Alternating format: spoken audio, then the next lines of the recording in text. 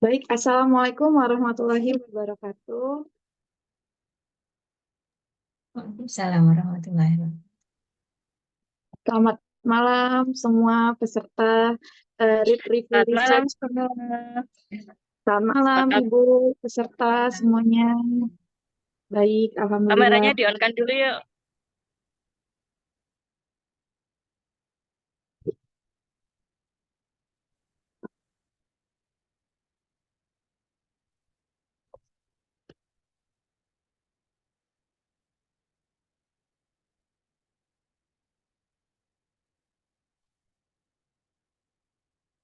Oke, ada Mbak Iif, ada Mas Ibrahim, ada Kak Kamera. Yang lain nih mana nih?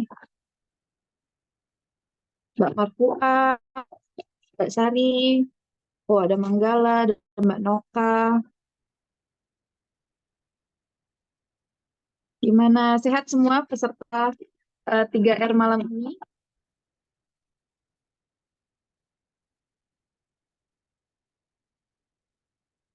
Oke, baik.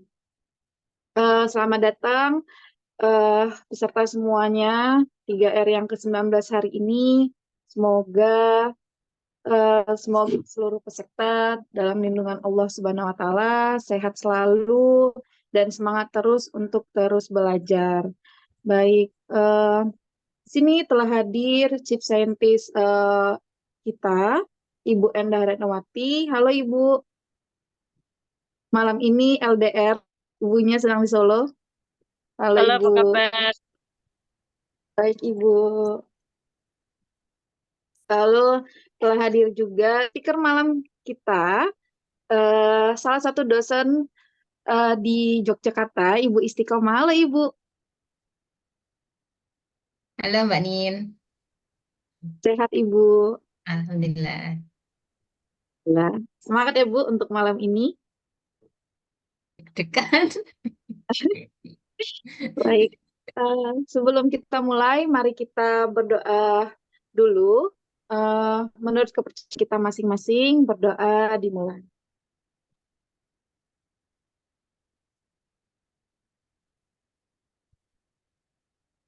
Doa selesai.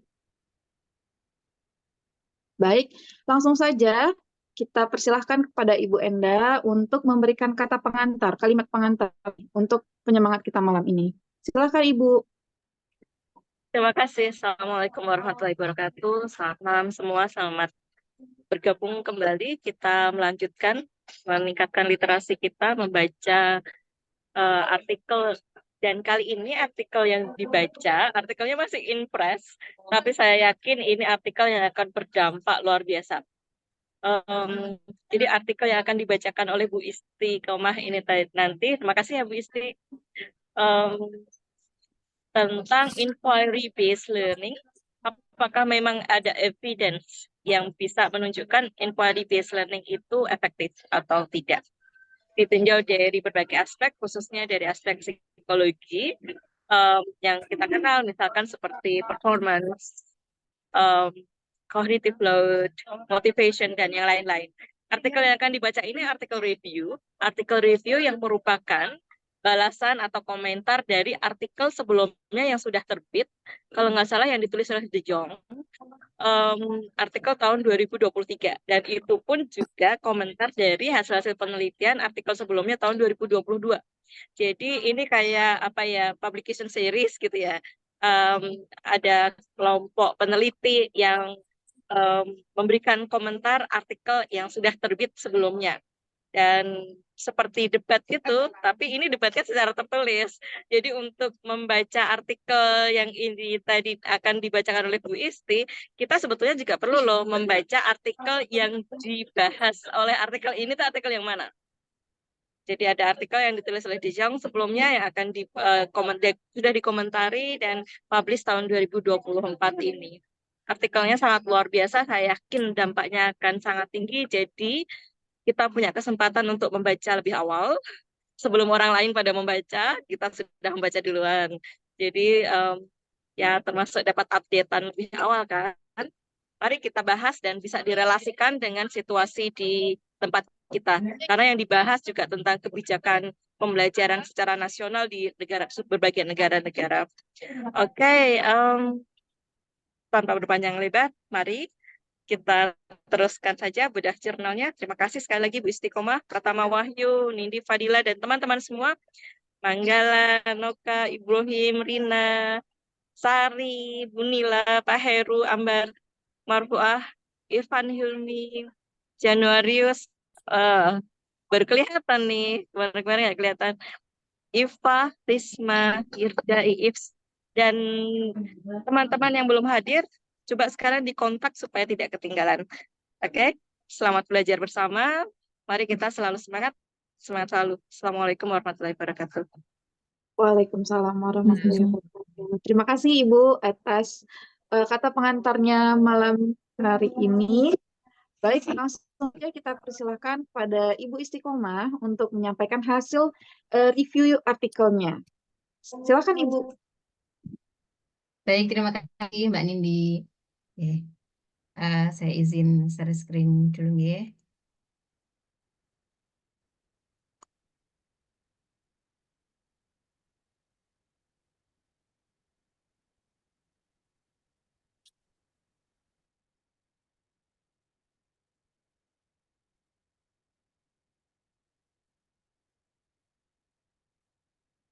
Baik. Bismillahirrahmanirrahim. Assalamualaikum warahmatullahi wabarakatuh. Waalaikumsalam Yang warahmatullahi saya wabarakatuh. hormati di sini Bu Indah, kemudian juga yang berbahagia juga yang saya banggakan, yang saya cintai teman-teman semuanya, teman-teman seperjuangan ya semuanya. Alhamdulillah di sini saya diberikan kesempatan oleh Bu Indah untuk menyampaikan review artikel yang masih grace gitu ya, sampai di sini ini masih XXX itu nomor berapa volume pun belum ada begitu. Terima kasih Ibu atas kesempatannya. Meskipun kemarin saya baru membaca, tapi ini luar biasa sekali. Oleh karena itu, mohon nanti ketika ada kekurangan ataupun ada hal yang kurang dari review saya, mohon nanti teman-teman bisa menambahkan gitu ya, dari Ibu, dari teman-teman semuanya, mohon nanti bisa menambahkan dan juga bisa mengkorelasikan dengan keadaan pendidikan di Indonesia ini. Oke, baik, judul dari artikel ini adalah kalau dari artinya ya, respon terhadap paper De Jong begitu yang membahas mengenai mari kita berbicara mengenai bukti kombinasi dari pembelajaran inquiry dan instruction atau pembelajaran langsung begitu ya. Baik, dalam abstraknya di sini disampaikan ada 3 hal utama yang menjadi konsen dari artikel ini, di mana dalam artikel ini akan menyanggah dalam beberapa hal. Yang pertama yaitu terkait dengan pengambilan metode ilmiah, begitu. Kemudian juga teori yang mendasari, dan yang ketiga adalah mengenai isu-isu empiris dalam argumen De Jong tersebut, begitu. Nah, di mana dalam abstrak ini disampaikan bahwa di artikelnya De Jong disampaikan bahwa De Jong keberatan dan bukti yang disajikan oleh Zhang. Nah, di mana Zhang ini merupakan salah satu penulis. Nah, ini kan ada Lin Zhang ya. Nah, ini merupakan penulis dari artikel tim gitu. Jadi memang kalau di sini penulis pertamanya John Swiller, kalau di artikel yang ditanggapi oleh De Jong ini penulis pertamanya adalah Zhang begitu. Jadi sebenarnya ini jadi Zhang dan teman-teman termasuk John Swiller di dalamnya itu menulis, kemudian ditanggapi oleh De Jong, lah kemudian ditanggapi lagi oleh tim dari Zhang dan Swiller dan yang lain-lainnya seperti itu. Nah, dalam artikelnya De Jong itu beliau keberatan dengan bukti yang disajikan oleh Zhang ya dan kawan-kawan begitu dan tim untuk mendukung kekhawatiran mereka tentang penerimaan tanpa syarat dan promosi pembelajaran berbasis inquiry dan pemecahan masalah dalam dokumen kebijakan terkait dengan pembelajaran sains atau teaching of science. Nah, sebagai tanggapan di mana De Jong ini menegaskan kembali dukungan mereka terhadap pendekatan inquiry dengan alasan bahwa diperlukan penekanan pada perpaduan pembelajaran inquiry dan pembelajaran eksplisit atau pengajaran langsung. Namun nanti kita akan melihat bahwa memang tidak ada bukti secara empiris bahwa pembelajaran inquiry itu efektif begitu. Baik, untuk pendahuluannya, nah ini judul aslinya, judul dari artikelnya De Jong yang direview, yaitu dengan judul Let's Talk Evidence. Mari kita berbicara mengenai bukti case of combining inquiry based and generic instruction. Kemudian untuk artikel yang direview oleh De Jong ini, yang ditulis oleh Lin Zhang dan salah satunya John Schuler mengenai ada krisis bukti dalam regulasi pembelajaran atau pendidikan sains begitu.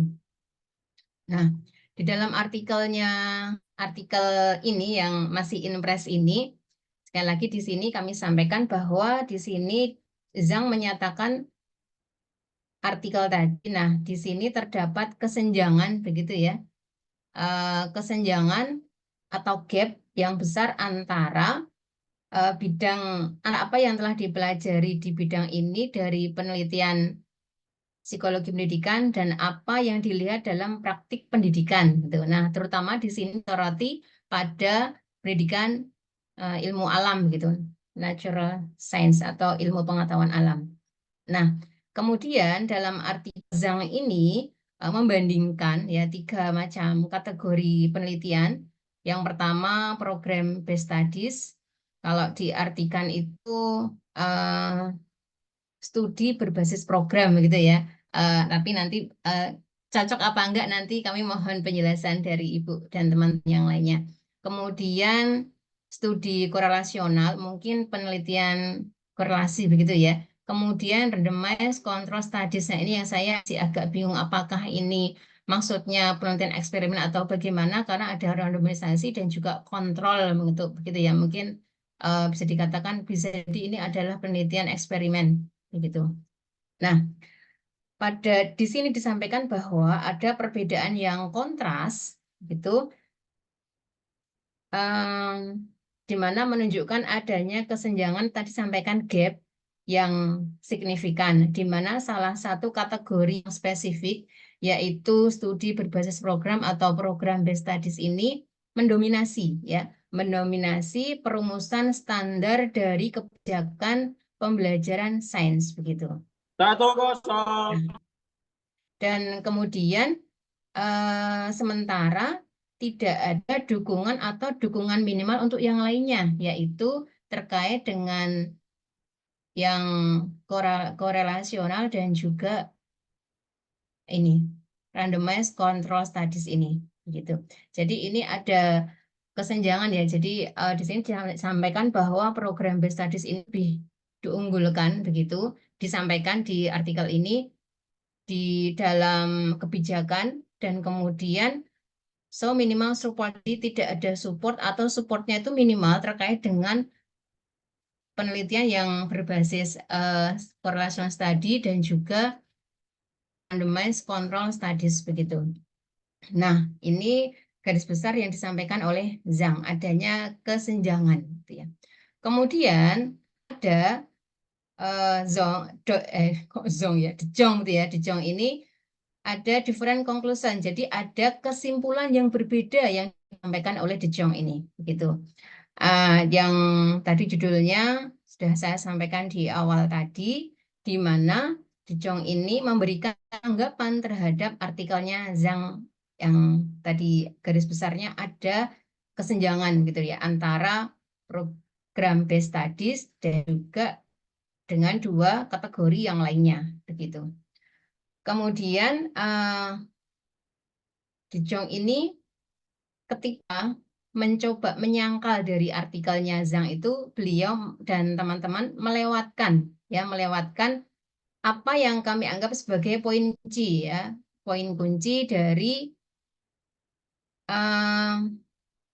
yang disepakati. Kalau di sini dikatakan bahwa ada indikasi yang tidak jelas apakah menggabungkan 2 pembelajaran antara inquiry dan pembelajaran langsung itu memiliki hal yang efektif atau tidak begitu. Jadi di sini disampaikan that explicit instruction combined with inquiry learning may sometimes necessary. Jadi kadang-kadang mungkin cocok begitu ya dengan pembelajar atau siswa yang mungkin kurang pengetahuan di beberapa area. Nah, padahal di sini Zhang menyampaikan bahwa secara eksplisit yang sangat penting bagi pembelajar pemula itu adalah bagaimana penekanan pada praktik pemecahan masalah seperti itu. Ketika praktik pemecahan masalah itu disampaikan kepada pemula dengan menggunakan pembelajaran eksplisit, maka seiring dengan bertambahnya waktu, maka dapat meningkatkan pengetahuan pembelajar gitu. Nah, kalau di sini dikatakan bahwa sejauh ini di Jeongju bahwa pengajaran langsung atau instruksi eksplisit itu atau direct instruction tadi ya, direct instruction menjadi penting, namun tampaknya telah mencapai tingkat kesepakatan tertentu. Ini nanti mohon juga masukan dari teman-teman semuanya, mungkin mengartikannya kurang tepat gitu. Kemudian berikutnya, nah, kemudian di sini disampaikan bahwa, nah, kekhawatiran utama dari Zhang yang ditulis pada tahun 2022 itu bahwa referensi terkait dengan explicit instruction itu diabaikan begitu dalam banyak dokumen standar dan kebijakan, sehingga memang ini terjadi kesenjangan karena tidak ada data yang seimbang begitu ya, sehingga memang di sini lebih diunggulkan, kalau di sini sampaikan lebih diunggulkan pembelajaran inquiry-nya dibandingkan pembelajaran secara langsung. Karena di sini pembelajaran secara langsung pun juga tidak jelek begitu ya. Ya mungkin ini sama seperti terjadi di sekitar kita begitu ya. Ketika mengajar ya jangan ceramah terus, jangan ekspositori gitu.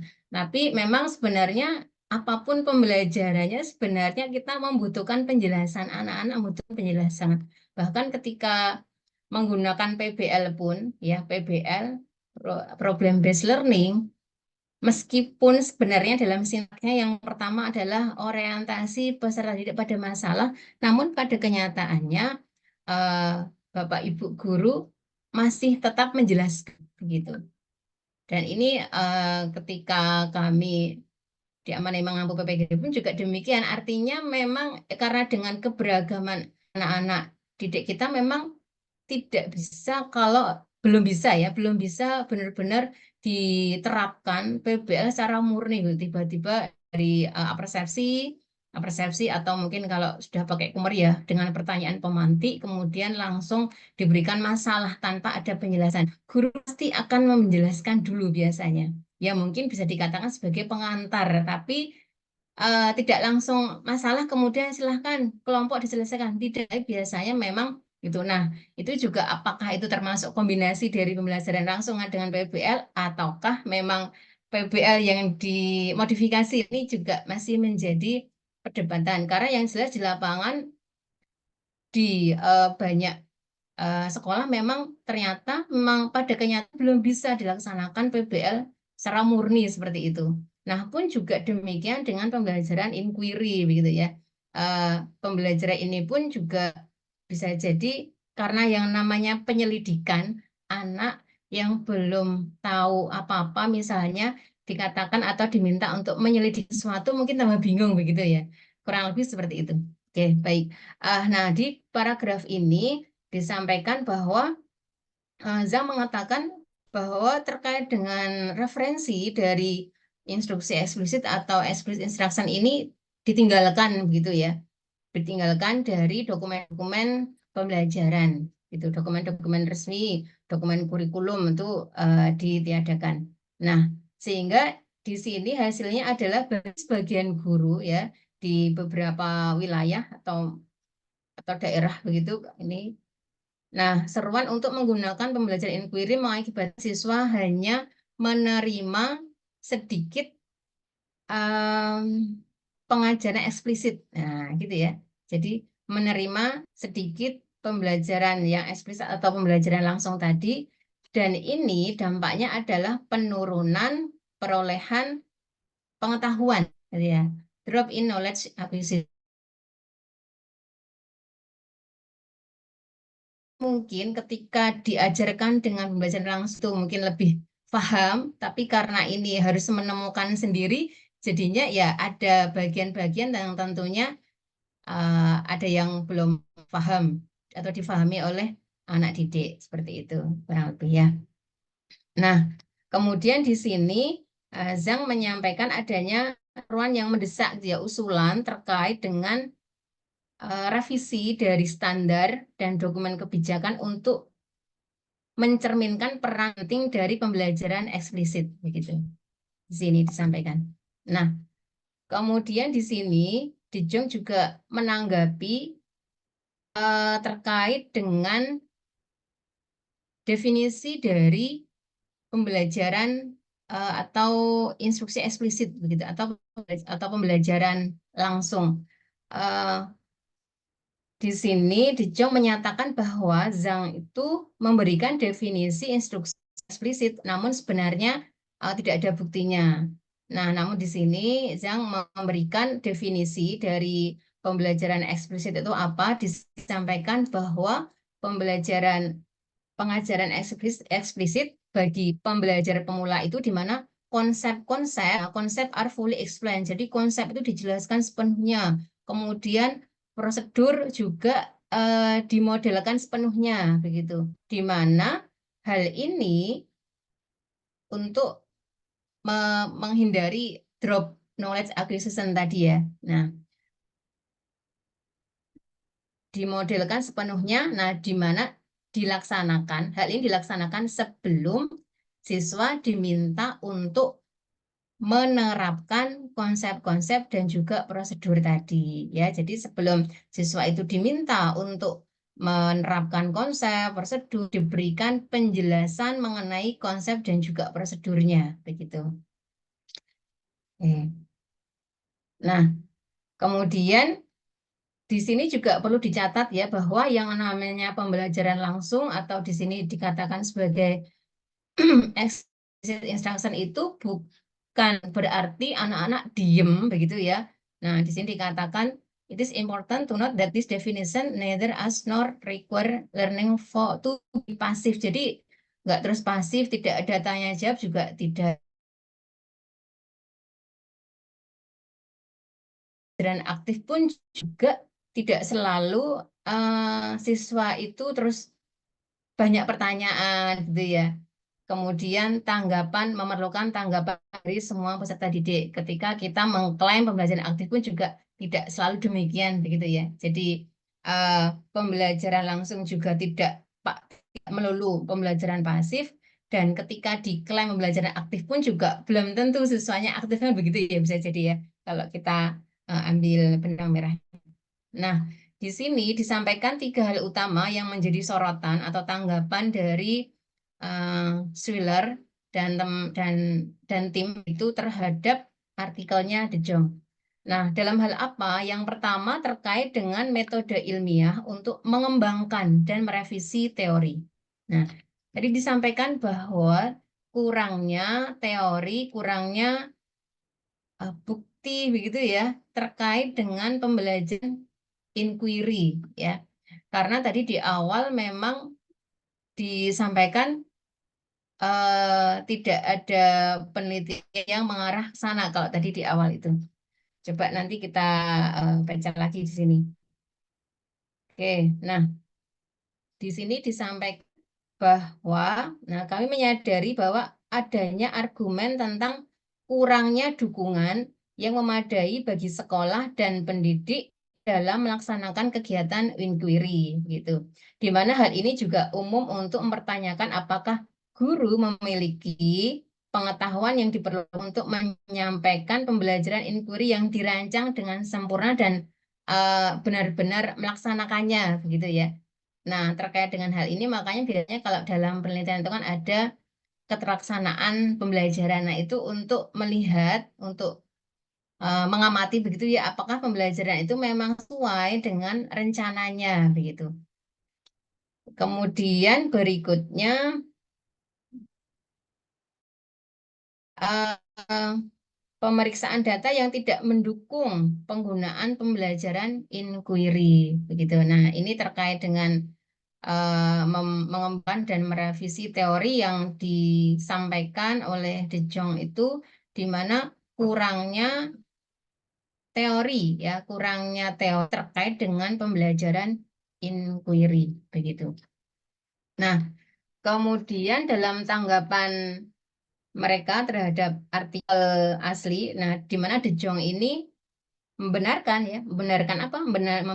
bahwa pendekatan inquiry dengan hanya mengacu pada studi berbasis program saja, padahal tadi ada tiga basis program, kemudian korelasional dan juga randomized control studies itu tidak, yang dua diabaikan. Jadi di sini memang De Jong mengakui bahwa inquiry ini hanya didasarkan pada program based studies begitu. Jadi berat sebelah ya, tidak seimbang begitu, dan mengabaikan atau memperdebatkan temuan dari ini randomized control trial dan correlational studies begitu, yang secara substansi bertentangan dengan saran mereka. Jadi memang cocok seperti itu. Nah, ini kalau dalam metode ilmiah tentunya kurang pas.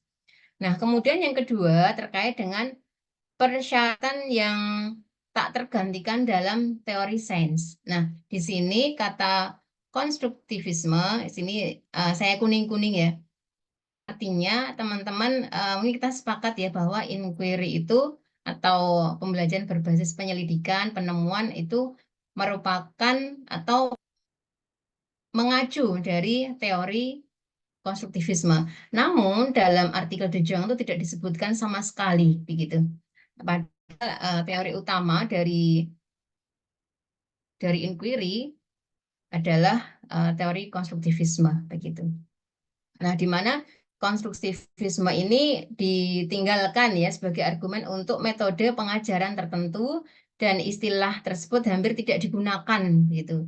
Digunakan untuk saat ini. Nah, demikian juga De Jong pun juga tidak menggunakan istilah itu untuk tujuan tersebut, memperjelas bahwa makalah mereka tidak menganjurkan, they are not advocating, tidak menganjurkan penggunaan pembelajaran sebagai sarana untuk mengajar siswa gitu. Nah, tidak menganjurkan pembelajaran inquiry sebagai sarana untuk mengajar siswa bagaimana membangun pengetahuan atau cara berpikir gitu. Nah, terus dipakai untuk apa? Nah, ternyata di artikelnya De Jong ini mereka menganjurkan untuk penggunaan pembelajaran perolehan pengetahuan gitu. Jadi tidak untuk pengajaran tapi untuk perolehan pengetahuan gitu. Dan De Jong mengatakan bahwa inquiry dapat dilihat sebagai tujuan pembelajaran dalam konteks instruksional gitu di sini. Sehingga siswa mempelajari apa itu inquiry, bagaimana melakukan tugasnya, dan terlibat dalam praktik dan prosedur indisipliner. Jadi kalau di sini dikatakan bahwa memang mengakui begitu ya bahwa De Jong ini memang tidak menggunakan teori konstruktivisme, dan memang inquiry di sini tidak menganjurkan penggunaan pembelajaran inquiry untuk mengajar siswa sebagaimana membangun pengetahuan atau cara berpikir, tapi menganjurkan untuk penggunaan inquiry memfasilitasi perolehan pengetahuan. Tuh, di sini. Nah, kemudian di sini juga disampaikan bahwa ada konsekuensi ketika teori konstruktivisme itu ditinggalkan. Begitu. Di sini konsekuensinya apa? Di mana De Jong atau menanggapi ya, tanggapan dari De Jong adalah advokasi untuk pembelajaran inquiry, di mana ini tidak didasarkan pada teori apapun yang dapat dipahami. It's not based on any discredible teori, tidak didasarkan pada salah satu teorinya. Nah, di mana seluruh argumen-argumen yang ada di artikelnya De Jong itu didasarkan pada landasan empiris dengan penekanan besar pada meta-analisis begitu. Dan meta-analisisnya pun memang tadi dipilih-pilih gitu ya, yang berbeda-beda begitu. Oke. Nah, hal ini pun juga sama dengan pembelajaran atau pengajaran eksplisit yang disampaikan. Maka di sini mengatakan bahwa Jejong menyarankan untuk mengkombinasikan pembelajaran eksplisit dengan pembelajaran inquiry, begitu kalau di sini. Namun memang ini perlu ditelusuri begitu ya, mengapa harus digabungkan, kapan digabungkan, dan bagaimana cara menggabungkannya pun juga harus ada alasannya begitu. Oke.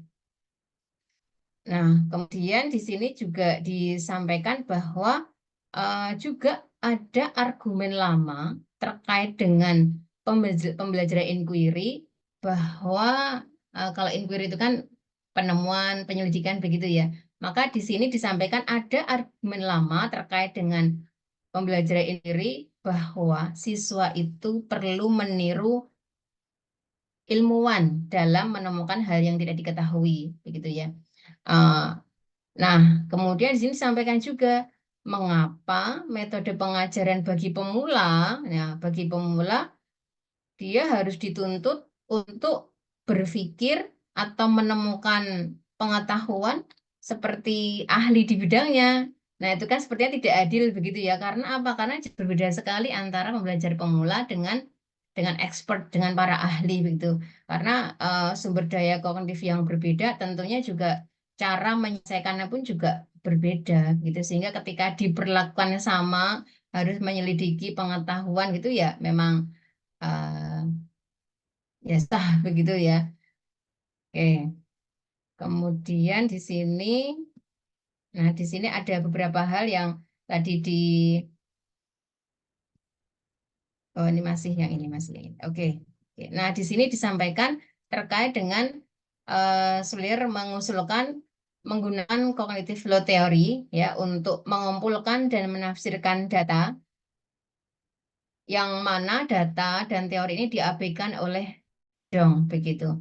Beberapa teori yang didasarkan yang ditulis oleh Seward dan tim peneliti yang pertama adalah, nah ada dua cara manusia itu berevolusi. Nah yang pertama dengan random generation ini pembangkitan, coba nanti kalau misalnya kurang pas mohon diluruskan.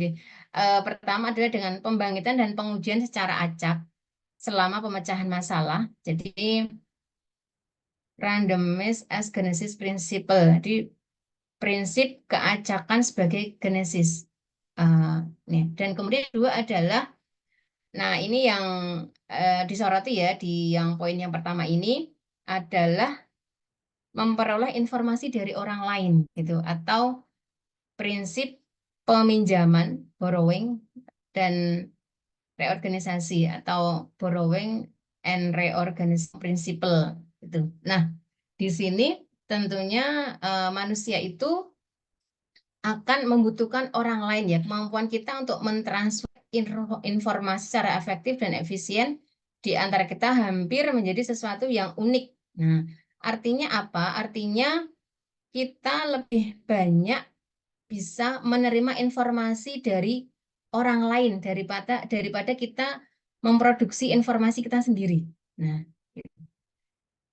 Nah, ini kalau dikaitkan dengan pembelajaran langsung atau explicit instruction itu, siswa akan lebih banyak menerima pengetahuan dari guru, ya akan lebih banyak pengetahuannya, menerima pengetahuan dari guru dibandingkan ketika dia harus menghasilkan pengetahuan sendiri dengan menggunakan penyelidikan, gitu. Kemudian yang kedua, di sini disampaikan bahwa pembelajaran inquiry itu menggunakan prinsip keacakan genesis. Kemudian kalau explicit instruction ini dengan menggunakan prinsip ini yang the borrowing and organizing principle. Kemudian yang ketiga, nah ini jumlah informasi yang kita peroleh dari orang lain dengan menggunakan borrowing and organizing principle ini lebih banyak itu ya. Lebih banyak begitu di sini diceritakan, dituliskan karena di sini disampaikan bahwa jumlah informasi yang kita peroleh dari orang lain dengan menggunakan prinsip peminjaman dan pengorganisasian atau prinsip ini tadi mengerdilkan informasi yang dapat kita hasilkan sendiri dengan prinsip keacaan genesis tadi. Atau dengan bahasa singkatnya yang tadi ya artinya ya lebih banyak kalau kita mendapatkan pengetahuan itu dengan kita diberikan informasi oleh orang lain. Kemudian yang keempat, nah berdasarkan poin teoritis di atas kita berharap bahwa nih menunjukkan kepada siswa bagaimana memecahkan masalah itu misalnya melalui explicit instruction.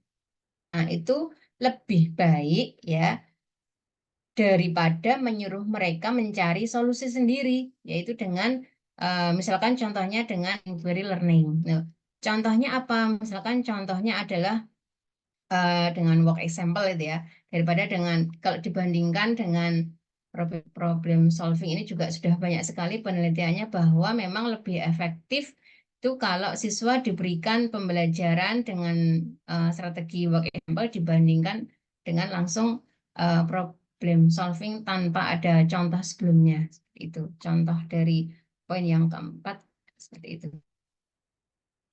Oke. Kemudian di sini juga disebutkan bahwa the role of theory. Oke, nah peran yang sangat penting dalam proses ini yaitu dengan teori cognitive load theory begitu. Atau sebelumnya saya sampaikan dulu ya di sini. Nah, di sini di paragraf sebelumnya disampaikan bahwa terkait dengan definisi pengajaran eksplisit sekali lagi mengharuskan siswa untuk diberikan penjelasan lengkap terkait dengan konsep yang baru dan model-model prosedur yang baru begitu. Nah, itu ya. Ini sama dengan yang tadi di awal. Nah, kemudian juga di sini mengusulkan begitu di artikel ini disampaikan bahwa karena tadi terkait dengan inquiry itu belum ada penjelasan dari De Jong lah, sehingga di sini Schiller mengusulkan penggunaan teori di mana teori yang berperan di sini adalah salah satunya cognitive load theory gitu. Kemudian, nah dengan menggunakan CLT, di sini nanti kita akan bisa menunjukkan kapan dan jenis informasi yang bagaimanakah yang memerlukan instruksi exit, kemudian dan bagaimanakah itu harus digabungkan dengan pembelajaran inquiry begitu ya. Kalau di sini di paragraf ini disampaikan bahwa informasi yang mempunyai elemen interactivity yang tinggi, yang biasanya terdiri dari berbagai banyak elemen informasi itu, dan membutuhkan pembelajar untuk mempertimbangkan semua elemen yang relevan, nah itu biasanya memerlukan pengajaran langsung gitu, atau harus disampaikan dulu instruksi eksplisit. Kemudian, nah elemen interactivity ini adalah ketika pembelajar pemula dihadapkan pada tugas-tugas yang kompleks begitu ya. Nah, kemudian interactivity ini juga akan menurun begitu seiring dengan meningkatnya keahlian dari peserta didik atau jika interaktivitas itu secara alami rendah karena banyak unsur yang tidak berinteraksi begitu ya, itu juga memungkinkan. Nah, kemudian di sini disampaikan bahwa berbagai eksperimen begitu ya, di sini disampaikan berbagai eksperimen yang dilaporkan dalam makalah ini sangat menunjukkan bahwa meskipun informasi terkait dengan elemen interactivity yang tinggi memerlukan instruksi eksplisit sebelum praktik pemecahan masalah. Nah, jadi kalau ada permasalahan yang mempunyai elemen interactivity yang tinggi memang tidak bisa langsung siswa diminta untuk menyelesaikan, tapi harus dengan penjelasan dulu, instruksi eksplisit, baru kemudian diberikan praktik pemecahan masalah. Nah ini ya, high element interactivity information require instruction before problem solving practice begitu. Nah, kemudian ketika elemen interactivity ini menurun, nah keuntungan dari instruksi eksplisit ini menurun dan akhirnya dapat berbalik, begitu ya. Berbalik itu yang awalnya membutuhkan banyak penjelasan, banyak instruksi begitu karena sudah menurun apa namanya elemen interaktivitinya, dan itu berarti juga bisa jadi kemampuan dari peserta didik juga meningkat, maka akhirnya di sini ada prinsip yang namanya adalah expertise reversal effect gitu ya. Nanti terkait dengan pembalikan expertise reversal effect gitu. Efek kembalikan expertise, atau biasanya kalau peserta didik itu sudah mulai bertambah pengetahuannya, sudah mulai mahir begitu, biasanya lebih sedikit membutuhkan instruksi begitu. Kalau normalnya itu lebih banyak biasanya, nah ini dibalik berbalik begitu ya, dengan sedikit instruksi begitu. Nah, di mana penjelasan ini menunjukkan bahwa pengajaran eksplisit itu sangat penting untuk memperoleh pengetahuan begitu. Dan kapan strategi pengajaran yang berbeda itu harus digabungkan. Kalau tadi dicontohkan mengusulkan penggabungan dengan inquiry. Nah, namun memang perlu diperhatikan kapan harus digabungkan, kapan tidak digabungkan, kapan digunakan, itu harus jelas gitu. Nah, di sini pun disampaikan bahwa sekali lagi pengajaran eksplisit itu penting untuk memperoleh pengetahuan, dan kan strategi pengajaran yang berbeda itu harus dikombinasikan, kemudian harus digunakan gitu ya, seiring dengan perubahan konten ya, materi, dan juga perubahan dari keahlian atau kompetensi dari peserta didik begitu. Nah, kemudian masalah atau sanggahan yang ketiga yaitu terkait dengan isu empiris. Sambil ngecas dulu. Nah, isu empirisnya. Oke. Terkait dengan isu empiris ini, menanggapi hal ini ada temuan empiris yang bertentangan. Oke. Bertentangannya bagaimana? Nah, ketika mendiskusikan mengenai program base studies, nah, Zhang ini mempertanyakan kemungkinan menghubungkan perolehan pembelajaran apapun dengan pendekatan inquiry ketika studi mengandalkan sains sebelum dan sesudah membandingkan program inovatif. Ya, coba kita lanjutkan dulu ya. Nah, di sini yang saya kuning-kuning yang bagian sini, di paragraf yang kedua ini. Nah, pembelajaran atau studi berbasis program itu merupakan evaluasi program yang menguji aktivitas program atau kurikulum secara keseluruhan. Jadi itu paket begitu ya. Karena program dan kurikulum tersebut biasanya mengandung campuran berbagai komponen pengajaran, organisasi, atau konten yang berbeda. Jadi variabelnya banyak itu, atau hal-hal yang mempengaruhi atau faktor atau unsur-unsur dari program base program base studies itu gitu. Sehingga memang di sini kalau misalnya diklaim inquiry itu bagus, ya memang belum bisa ya, karena kalau banyak hal itu kan belum bisa. Yang membuat bagus itu inquiry-nya, atau mungkin karena materinya yang mudah dan seterusnya yang lain-lainnya. Nah, atau mungkin programnya yang bagus atau bagaimana, sehingga memang belum bisa diukur secara spesifik. Nah, karena terlalu banyak unsur ini, maka tidak mungkin untuk mengidentifikasi ya spesifik komponen atau komponen spesifik yang berkontribusi itu siapa sebenarnya terkait dengan perolehan pembelajaran. Nah, dengan demikian kita tidak dapat menjelaskan secara jelas peningkatan pembelajaran itu disebabkan oleh prosedur inquiry, karena banyaknya unsur itu kan jadi bias begitu. Sehingga memang tidak bisa kalau diklaim bahwa peningkatan itu karena inquiry, karena program itu ya paket gitu ya, paket. Sehingga banyak hal yang ada di dalamnya, sehingga tidak bisa kalau ini diklaim oh ini karena inquiry-nya, itu belum bisa.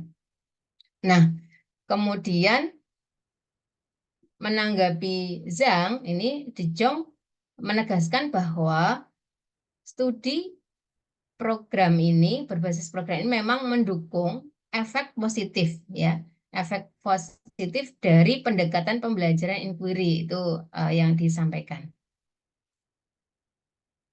Kemudian di sini juga Zhang mendiskusikan temuan terkait dengan studi korelasional, ya, yang menyajikan hasil yang tidak mendukung pendekatan inquiry begitu. Karena memang tadi De Jong memang fokusnya di program based study sehingga mengabaikan hasil dari correlational studies dan juga randomized control studies begitu. Nah, di sini Zhang menyatakan bahwa membahas temuan studi korelasional yang menyajikan hasil yang tidak mendukung, ya, yang tidak mendukung do not support pembelajaran inquiry. Gitu. Di mana studi korelasional ini menyelidiki hubungan antara faktor pengajaran, relationship faktor pengajaran dan prestasi siswa, begitu pada populasi yang besar. Gitu. Nah, di sini Zhang menunjukkan bahwa penelitian semacam ini sangat mendukung pengajaran eksplisit, gitu. Di mana sebagai tanggapan mereka, De Jong berargumentasi bahwa pengajaran eksplisit itu mungkin lebih disukai selama pengajaran awal, namun kemudian dapat ditingkatkan dengan pemecahan masalah. Sebuah kesimpulan yang ini juga disetujui gitu ya dengan oleh Sweller dan tim begitu berdasarkan karena dasarnya adalah pada expertise reversal effect begitu ya. Jadi sebenarnya memang yang disampaikan oleh De Jong itu ada, ya, tentunya setiap pendapat dari ahli tentunya ada kelebihan dan kekurangannya, dan juga yang disampaikan De Jong itu sebenarnya itu kalau ditelusuri ya cocok dengan CLT, yaitu berdasar pada prinsip expertise reversal effect begitu. Hanya saja di artikelnya De Jong itu tidak disampaikan bahwa teori yang mendasari itu bisa dengan menggunakan teori dari cognitive load. Itu kekurangannya gitu, karena tidak dasarnya teori dari konstruktivisme juga tidak, dengan CLT pun juga tidak, sehingga tidak kuat. Kemudian terakhir ya teman-teman semuanya, dari konklusi atau kesimpulan dari artikel ini bahwa meskipun di sini ada menyambut baik gitu ya terkait dengan pengakuan akan diperlukannya instruksi eksplisit, namun pendekatan yang dipertanyakan adalah karena tidak ada teori yang mendukungnya. Teori free approach, jadi tidak ada pendekatan teorinya itu yang membuat anggapan atau pendapatnya jadi lemah begitu. Karena kalau tidak ada bukti ya tidak bisa diterima, belum bisa diterima ya begitu. Nah, dalam pembelajaran inquiry karena tidak adanya teori yang mendukungnya terkait pembelajaran inquiry dengan bukti efektivitas yang terbatas gitu. Tidak ada, terutama untuk randomisasi, dan juga tadi disampaikan bahwa tidak efektif ya kalau untuk pembelajaran korelasional, untuk studi korelasional begitu. Maupun data untuk menunjukkan kapan inquiry eksplisit itu digabung, kapan itu digunakan pun juga tidak ada teorinya. Dan kemudian di sini Sweller menyatakan atau menawarkan dan juga menjawab bahwa teori yang mendasarinya bisa menggunakan dengan cognitive load teori begitu. Kalau di sini disampaikan bahwa cognitive load teori memberikan teori menyeluruh ya, yang dapat digunakan untuk menghasilkan data dan mengaturnya begitu. Teori menunjukkan bagaimana dan kapan instruksi baik instruksi langsung dan juga inquiry itu bisa digunakan gitu. Nah, kalau tadi disampaikan mungkin di awal ya, di awal-awal bisa pakai pengajaran eksplisit, kemudian ketika sudah bertambah kompetensinya, berpengetahuannya, maka peserta didik sudah mungkin bisa diajak untuk menyelidiki seperti itu. Ini teman-teman, Bu Indah dan teman semuanya, sedikit review dari saya, mohon bisa ditambahkan begitu ya, karena banyak hal yang mungkin tadi kurang jelas atau kurang pas, ada yang seharusnya bisa dibahas tapi tidak saya tampilkan, mohon bisa ditambahkan. Dan ini juga sangat sesuai dengan yang terjadi pada pembelajaran atau pendidikan di Indonesia ini ya, bahwa kalau misalnya saya rencananya disertasi menggunakan PBL begitu. Namun memang PBL itu ya tadi di awal saya sampaikan kalau tanpa penjelasan itu siswa masih bingung. Nah, dan ini pun juga terjadi di kebanyakan ketika mengambil PPG pun juga ternyata memang pada praktiknya itu ya memang belum bisa dilakukan murni PBL. Jadi guru tetap masih memberikan penjelasan, dan bahkan penjelasannya itu banyak banget gitu ya. Dijelaskan semuanya baru nanti siswa dikelompokkan. Jadi ya bukan PBL sebenarnya karena memang uh, tidak masalah dulu yang diberikan tapi penjelasan. Oke.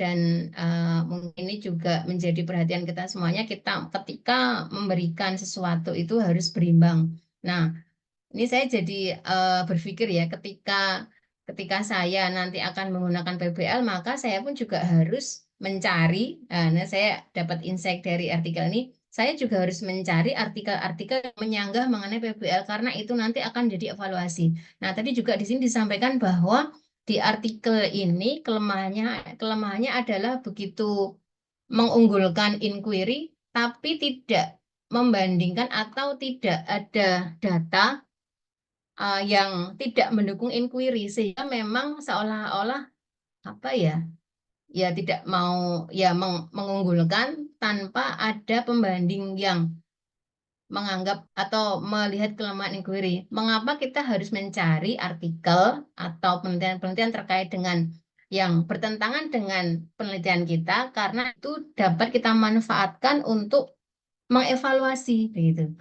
Nah, ya sama seperti yang ada di sekarang ini ya, yang namanya oposisi itu tidak selalu buruk, tapi itu sebagai fungsi kontrol, sebagai fungsi evaluasi. Begitu pula saat kita meneliti pun juga ketika kita ingin meneliti suatu program, maka juga sebaiknya kita juga berimbang. Kita selain saya mencari kelebihan dari PBL pun, saya juga harus mencari kelemahan-kelemahan dari PBL sehingga nanti bisa memperbaiki PBL itu yang bagus yang bagaimana toh. Nah, jadi untuk antisipasi ketika ada kelemahan maka harus ada mitigasinya. Nah, sehingga memang sekarang kalau dalam program PPG itu kan kalau di LK itu ada solusi itu ya, mungkin Bu Indah, Bu Nila, Pak Heru, Pak Yan, Versa juga ya. Jadi ada solusinya, kemudian ada alternatif solusi, kemudian kelemahan, kelebihan, mitigasi dari alternatif solusi itu apa? Saya kira itu juga cocok banget dengan artikel ini ya. Artinya kita harus cari informasi yang berimbang, jangan cari informasi yang mendukung saja, tapi juga mencari informasi yang tidak mendukung sehingga kita bisa memberikan data fakta yang jelas dan berimbang begitu. Demikian Bu Endah, Mbak Nindi, Mas Wahyu dan Bapak Ibu teman-teman semuanya, review artikel dari saya. Saya merasa ini sangat sangat terbatas begitu ya, sangat belum jelas. Jadi mohon tambahan dari teman-teman, mungkin pengalaman dari yang sudah mengajar di sekolah atau pengalaman yang lainnya, sangat saya persilahkan untuk menambah pengetahuan kita mengenai pembelajaran itu ya, terkaitannya dengan pembelajaran di Indonesia ini. Terima kasih dari saya. Assalamualaikum warahmatullahi wabarakatuh. Salam. Waalaikumsalam warahmatullahi wabarakatuh. Terima kasih Ibu Istiqomah memaparkan hasil reviewnya, read dan reviewnya, begitu ya Bu, tentang inquiry dan hasil balas membalas dari para ahli ya, seperti itu ya. Jadi ada seru ya gitu, ada balas membalas yang biasanya ada debat secara langsung, ini secara tertulis dan secara ilmiah lagi. Bisa bisa dikutip, bisa dibaca yang lebih luas lagi, disseminate-nya lebih luas lagi, tidak hanya sebatas debat. Nah, tadi itu ada membahas tentang inquiry, di mana ada pro dan kontra, di mana bahwasannya kalau inquiry itu tidak digunakan ketika siswanya novice, seperti itu ya Bu. Iya, mungkin ini Iya, Mbak. mengingatkan kita pada bagaimana problem solving sebelumnya yang sangat banyak digunakan secara masif, lalu Sweller apa namanya, bahwasannya problem solving itu tidak bisa digunakan bagi siswa novice. Jadi ada di sini mengkaitkannya juga dengan expertise, refer effect, begitu. Lalu tadi kalau nggak salah ada di akhir membahas tentang genesis ya Bu, genesis principle. Iya. Randomize as genesis principle. Juga ada borrowing principle seperti itu ya Bu. Mungkin kalau Nindi boleh tadi Nindi ada menambahkan file di kolom chat, mungkin itu untuk menambah bahan bacaan kita pada malam hari ini, karena itu adalah salah satu artikel Sweller tahun 2006, bagaimana tentang informasi yang masuk dan diproses itu secara natural, seperti itu. Mungkin ini nggak bisa banyak menanggapi tentang artikel ini, karena itu cukup susah dimengerti, Bang Indi. Artikel tentang Sweller yang 2006 itu, mungkin nanti yang lain bisa menambahkan. Gitu. Terima kasih Ibu telah mereview. Baik, selanjutnya kepada peserta boleh mendiskusikan hasil diskusi malam ini. Yuk silahkan. Mbak Nin, sebelum ada yang tanya, saya malah pengen tanya. Karena yang beberapa yang saya masih belum paham seperti prinsipal genesis tadi, kemudian borrowing and reorganizing principle itu terus saya belum begitu paham gitu. Baru sedikit kalau tadi ya sedikit mencoba memahami yang expertise reversal effect tuh nyoba-nyoba, oh maksudnya gini, nyoba-nyoba, oh yang dibalik itu apa sih, oh kalau ini oh instruksinya yang awalnya banyak jadi sedikit, kurang lebih kalau bahasa yang mudah yang bisa saya pahami. Tapi kalau untuk yang genesis kemudian borrowing and reorganizing itu terus terang saya masih belum paham begitu. Mungkin Ibu, kemudian Mbak Nindi, Mas Wahyu atau teman-teman yang lainnya bisa berbagi.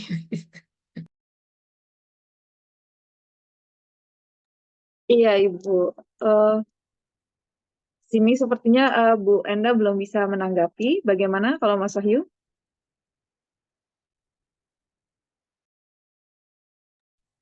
Oke.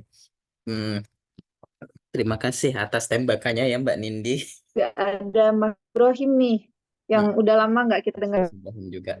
Eh kalau dari yang saya baca Ibu, borrowing itu tuh meminjam pengetahuan. Meminjam pengetahuan. Prinsipnya yang sudah sering kita gunakan di dalam work example itu Bu, itu borrowing. Jadi siswa tadi kan dikatakan bahwasanya siswa novice itu akan lebih bagus kalau belajar dari para ahli langsung gitu ya Bu ya tadi. Oke, nah di situ sebenarnya ya tidak ahli-ahli banget, melainkan yang expert-expert itu yang sudah memahami materi tersebut gitu. Jadi eh, mereka sendiri itu membutuhkan informasi yang ada. Nah, itu tuh dipinjem dulu untuk mengkonstruk pengetahuannya, untuk dikonstruk. eh Gimana ya? Kalau kalau di bagian ini apa namanya, Bu? Kalau problem solving itu kan kita langsung diberikan sebuah soal. Terus nanti siswa diminta untuk bagaimana mengorganisir atau bagaimana mengkonstruk pengetahuannya sendiri tanpa bantuan apapun. Nah, sedangkan di cognitive load theory itu tadi yang namanya ada borrowing itu tadi, siswa diberikan pinjaman pengetahuan dulu. Nah, berdasarkan dari pengetahuan itu, siswa akan lebih mudah memahami dan working memory-nya itu tidak habis buat mengkonstruk pengetahuan. Gitu. Padahal kan working memory manusia kan terbatas ya. Hanya sekitar berapa kemarin kapasitasnya itu yang sudah pernah kita bahas. 5 sampai 9 yang awalnya. Nah, Terus apalagi tadi Mbak Nindi? Genesis, Mas. Ada randomness of Genesis principle. Randomness of Genesis Principle. Saya belum berani jawab kalau untuk yang bagian itu saya belum belum berani jawab kalau yang itu, Bu. Oke. Kita diskusi dulu yang di sini dulu. Kalau yang borrowing tadi gimana Bu Istiqomah? Ya sudah agak paham. Jadi dapat pinjaman pengetahuan, Mas. Borrowing, yang di borrowing apa ya? Pinjem. Makanya, oh Ya, ya ya oke. belajar dari contoh secara Uang gampangnya. ya. Ya, secara gampangnya tuh belajar dengan menggunakan contoh, di mana contoh tersebut itu bisa Oke. digunakan untuk membangun pengetahuan. Yang sering diperdebatkan di Indonesia terutama itu kalau belajar dengan menggunakan contoh bukannya itu behavioristik ya, Mas ya, atau Bu ya gitu. Biasanya gitu tuh. Tapi sebenarnya kan kita enggak, itu konstruktivis tapi dengan cara borrowingnya, bukan yang behaviornya, bukan belajar yang terus-terusan. Makanya kita sebutannya work example itu contoh bukan sembarang contoh. Cakep. Tapi contohnya itu contoh yang memenuhi prinsip-prinsip cognitive load theory, menghindari split attention, menghindari redundancy effect, dan segala macamnya itu. Ada beberapa prinsip dari cognitive load theory. Begitu. Secara gampangnya borrowing itu ya work example itulah kalau pengen gampang analoginya gitu. Kalau yang reorganising apa, Mas? Reorganizing itu ini Bu, apa namanya? Menyusun kembali. Jadi kan di dalam working memory kita itu ada yang namanya proses apa namanya pemanggilan memori di long term memory, ya kan? Terus dengan informasi yang baru tadi itu saling dikonstruksi baru, di reorganizing baru gitu. Kalau bahasanya Pak Marsik itu apa namanya A sama dengan A tambah 1 gitu tuh. Masih ingat ya sama Pak Marsikit. A sama dengan A tambah 1. Jadi yang tadinya di long term memory itu pengetahuannya itu hanya A, terus dapat informasi baru yang tambahan 1, ya A sama dengan A tambah 1. Itu nanti kita perbarui di situ. Recognizing gitu.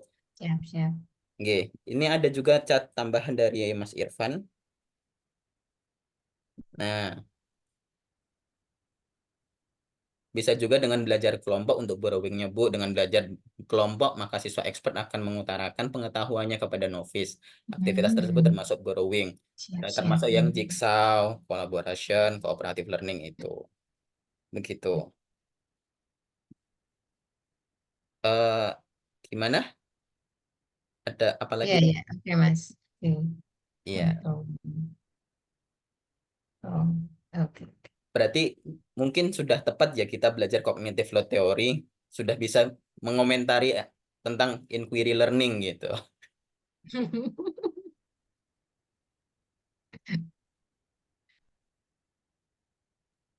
Baik, terima kasih Mas Wahyu dan Mas Irfan atas tanggapannya tentang borrowing. Seperti itu, ada borrowing, ada uh, genesis tadi ya juga ada reconstructing itu juga ada. Gimana kalau Mas Rohim, apakah ada tanggapan?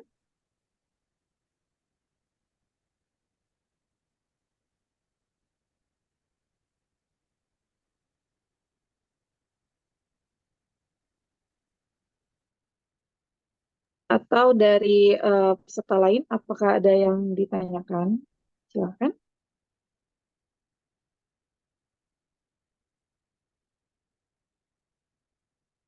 Kalau kita diskusi dulu, tadi saya belum membaca lebih cermat ya Bu ya. Di situ tadi kan si Sweller mengomentari bahwasanya apa namanya inquiry learning itu akan lebih bagus kalau dikombinasikan dengan apa tadi explicit learning ya, pembelajaran yang eksplisit gitu. Explicit. Itu usulannya dari De Jong sih, Mas, Oh, awalnya. usulannya dari De Jong. Tapi di De Jong itu tidak ada teori pendukungnya. Nah, malah ini Sweller malah ini ya, menawarkannya teorinya itu ada dipakai CLT itu. Iya, Di gitu. cognitive load theory itu ya. Iya, gitu. Mm-mm. Karena di De Jong juga tidak ditampilkan juga, nggak sampaikan itu kapan digabung, dalam kondisi apa, kapan digunakan, itu tidak ada penjelasannya gitu. Nah, kemudian penjelasan kapan digunakan itu malah disampaikan oleh Swiller dengan menggunakan yang tadi expertise reversal effect tadi. Jadi di awal bisa disampaikan, baru nanti dilanjutkan dengan menggunakan inquiry tadi. Nah, itu kan bisa kayak gitu nggak sih Mas? Kayaknya loh. Oh ya, expertise reversal effect itu kan sebenarnya siswa yang sudah expert itu kalau belajar dengan menggunakan work example yang pembelajaran eksplisit itu tadi tuh justru malah tidak efektif. Dan siswa yang novice itu justru malah efektif kalau belajar dengan work example. Nah, maka dari itu kan itu tadi di kalau mau dikombinasikan berarti dikasih work example dulu, habis itu baru inquiry learning gitu ya mungkin tadi. Gimana Mbak Nindi? Mungkin. Coba ini saya share screen lagi ya, mungkin di bagian ini. Nanti Mbak Nini, Kan, Mas Wahyu Ibu. atau teman-teman yang lainnya bisa menambahkan.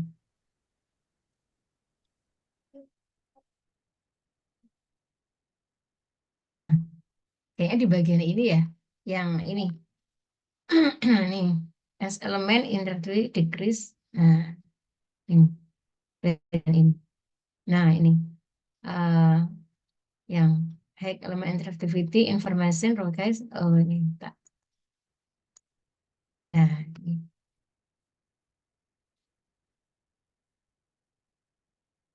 Bagian ini nampak pakai mau memunculkan apa sih jenis pointernya susah. Ya, pakai ini aja ya. Paragraf yang 1, 2, 3, 3 Mbak Nin, yang banyak kuning-kuningnya ini, yang eksperimen ini, yang hack element interactivity information require explicit instruction before problem solving practice gitu. Nah, elemen interactivity decrease, the advantage of explicit instruction decrease. Nah, kemudian, nah ini kan pakai yang expertise reversal effect. Itu enggak Mbak?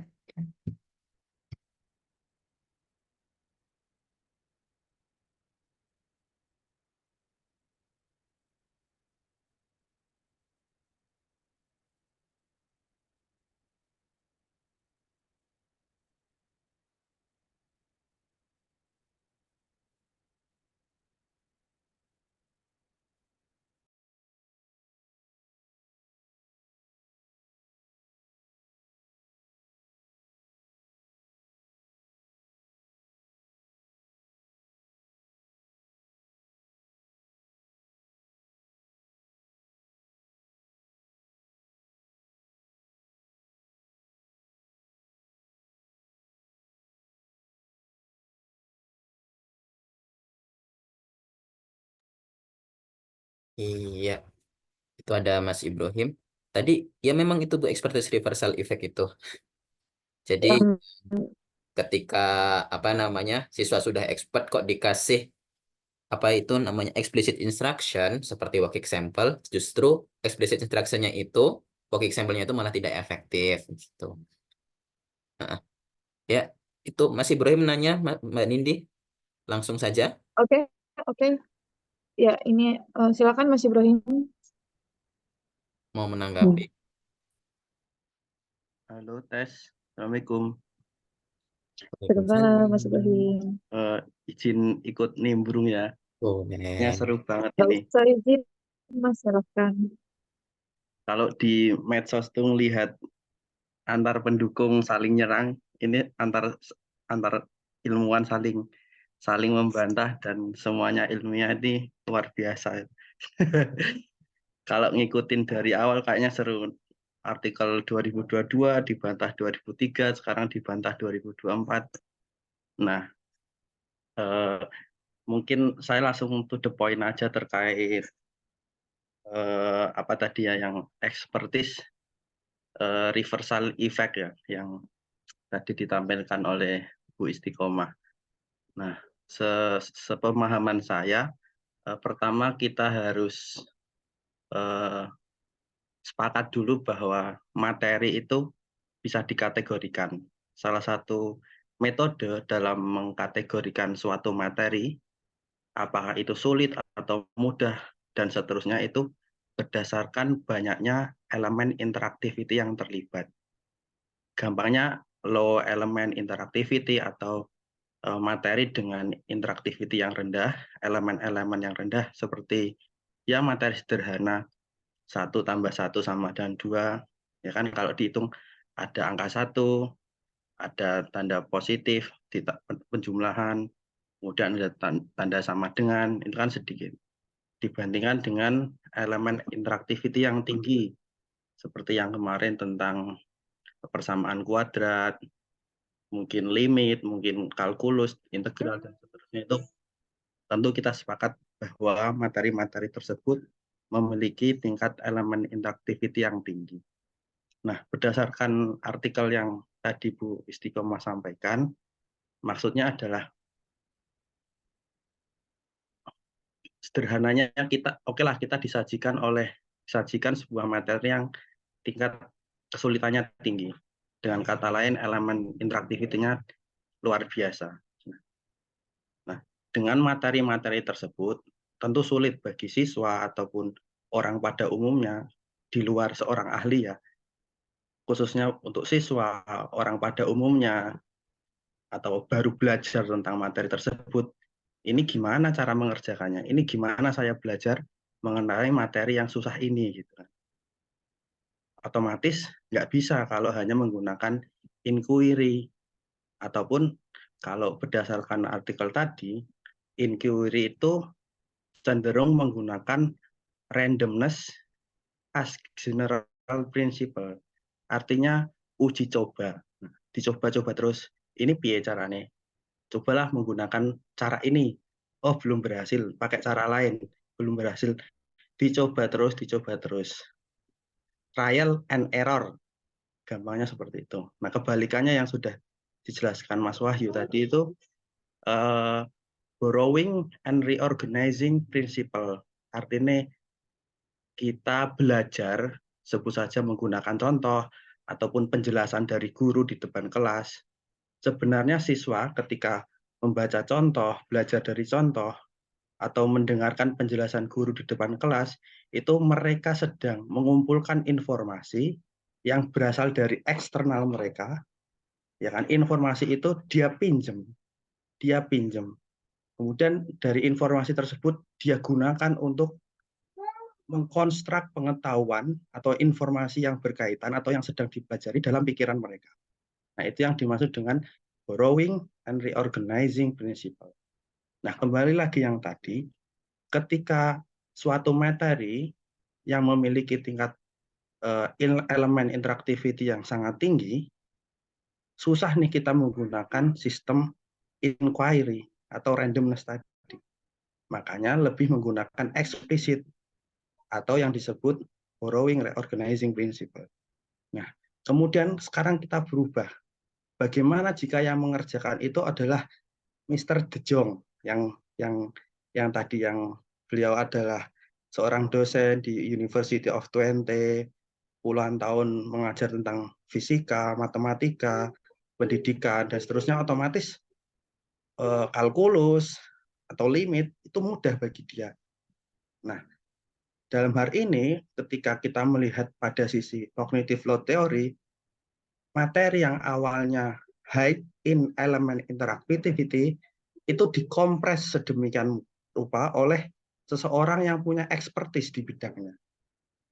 Atau gini deh gampangnya, bagi anak SD mungkin soal cerita tentang aljabar itu pusing ya kan.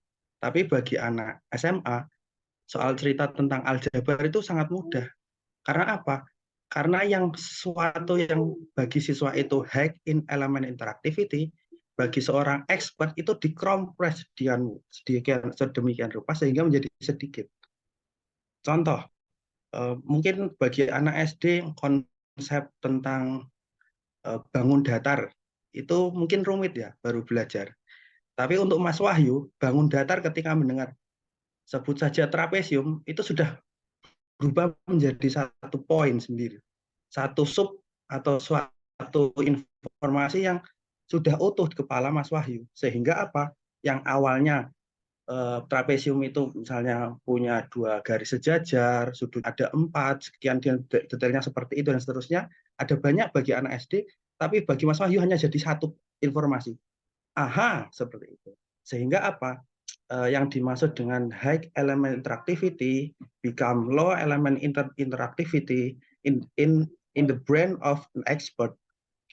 Jadi ketika ketika Sweller tadi menjawab tentang De Jong mengajukan, sebenarnya itu nggak ada yang sempurna, metode pembelajaran entah inquiry atau eksplisit, tergantung moderatornya, tergantung kondisi pembelajarnya, dan seterusnya. Kemudian si De Jong mengajukan terbaik itu ya digabung gitu. Nah, tapi nggak bisa menjelaskan teori di balik penggabungan itu. Akhirnya Schlerer ngasih tahu, bisa kok digabung di cognitive load theory ada. Contohnya misalnya fed example, ya kan? Tidak full work example, tapi fed sebagian menggunakan apa namanya problem base ya, sebagian problem base, ataupun dia hanya melanjutkan langkah-langkah yang sebelumnya sudah ada. Tapi untuk awal-awal bisa dikasih eksplisit dulu.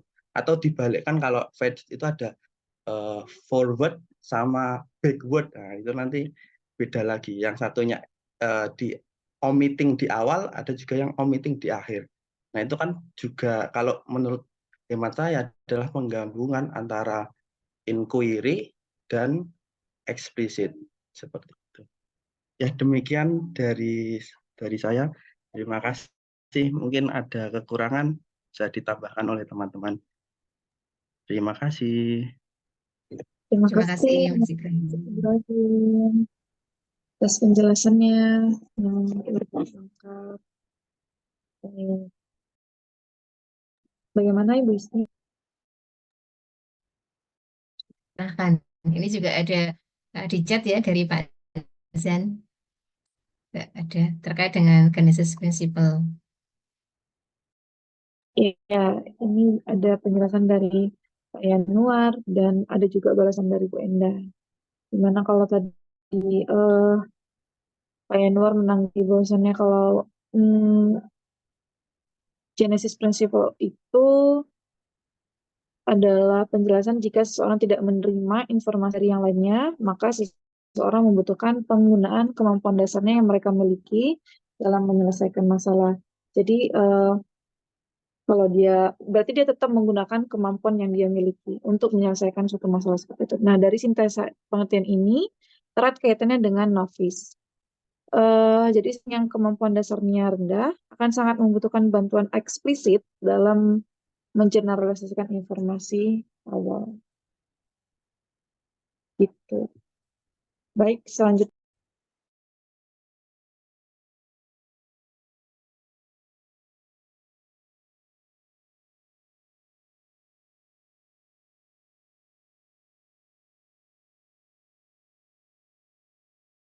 Oh, ini juga ada dari Mas Wahyu mengenai tentang, oh ini yang Chen ya Mas Wahyu ya, mengukur banyaknya elemen interactivity. Oke. Terima kasih Mas Wahyu atas sumber tambahannya. By the way, di sini teman-teman kan ada juga yang dari non-cognitive load theory nih. Barangkali ada yang apa namanya rooming dengan istilah-istilah yang barusan saja disebutkan, yang sederhana-sederhana, boleh lo ditanyakan biar tetap bisa mengikutinya. Gitu ya Mbak Nindi ya dan Bu Isti. Ya Mas Wahyu, mungkin kalau tadi yang terkait tentang pemrosesan informasi secara natural, mungkin itu yang saya kirimkan bisa menjadi dasar penambahan pengetahuan kita ya. Karena memang artikel yang Sweller buat itu memang apa ya, sebagai landasan bagaimana human arsitektur kognitif secara alamiah berdasarkan itu. Ada berapa prinsip gitu, kalau nggak salah ada 5 atau 4 gitu.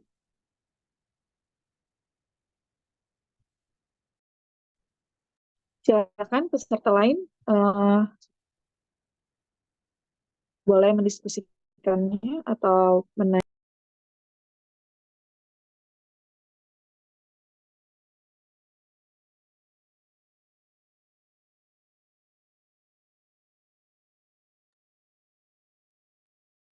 Wahyu, Mbak Nindi.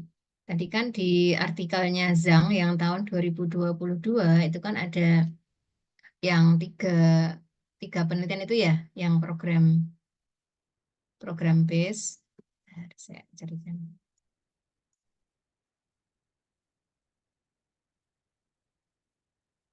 Program based Yang di studies, awal tadi ya, relational Bu. studies, sama yang randomized control studies itu eh, ya, saya masih agak bingung ya.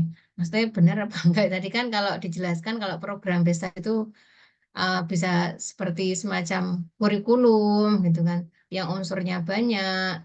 Jadi disampaikan juga kurikulum terkait dengan pengajaran, kemudian terkait dengan organisasi.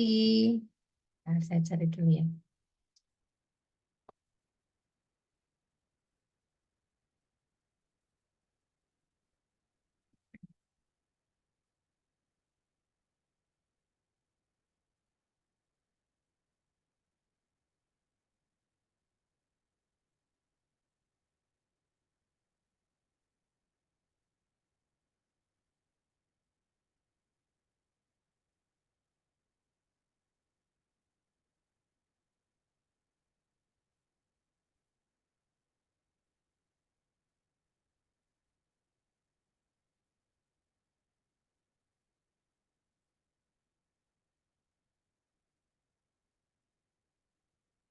Terkait dengan masalah empiris, yang ada definisi dari program based studies itu loh. Juga itu ya mungkin kalau dari penjelasan yang di artikel ini seperti itu ya kurang lebih ya. Sehingga memang belum bisa ditentukan begitu apakah inquiry itu yang membuat peningkatan dalam pembelajaran karena banyak sekali unsurnya. Itu kurang lebih seperti itu ya mungkin ya. Nanti coba ditambahkan kalau contohnya konkret kalau di Indonesia itu seperti apa sih sebenarnya? Sama kalau ini kan juga ada correlational studies itu apa penelitian korelasional maksudnya ya? Kayaknya ya mungkin ya. Tadi kan ada sanggan. Sama satu lagi yang randomized control itu yang tadi saya tanyakan di awal. Randomized control studies itu apakah maksudnya penelitian eksperimen mungkin? Apa bagaimana?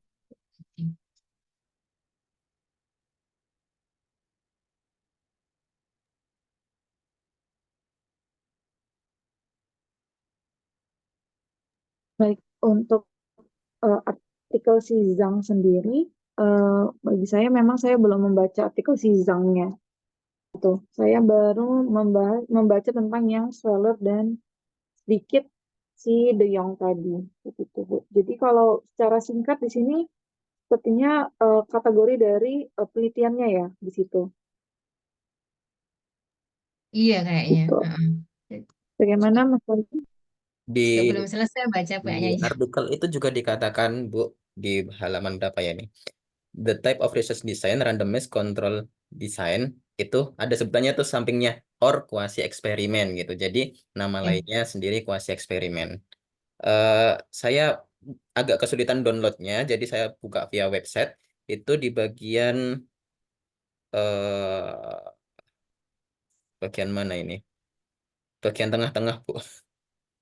Nanti di search Oh aja ya, itu benar-benar. randomized, itu nanti ada tulisan kuasi eksperimen di situ. Oh iya iya sih. Di artikelnya tadi Mas. Bukan, di artikelnya milik Dejang yang asli. Oh iya iya iya. Hmm, di artikel yang asli sendiri, karena saya kesulitan download via Sci-Hub juga nggak bisa, tapi ini open access di apa namanya di Scopus di Elsevier, jadi bisa kita akses di situ langsung. Di situ dikatakan bahwasanya randomized itu tadi nama lainnya adalah kuasi eksperimen, Bu. Oh berarti benar ya tadi Mas Nggih, ya. nggih, dugaannya Bu Isti tadi sudah benar. Nggih, Ya, jadi lebih ke jenis jenis penelitiannya gitu ya Mas Wahyu ya. nggih, masuk di bagian metode penelitian itu, disisipkan di bagian metode penelitian. Terima kasih.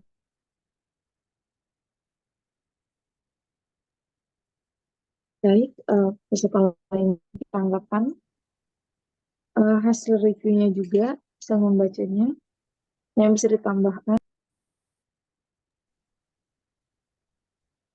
Berarti malam ini kita cukup bagus ya, mereview hasil review gitu.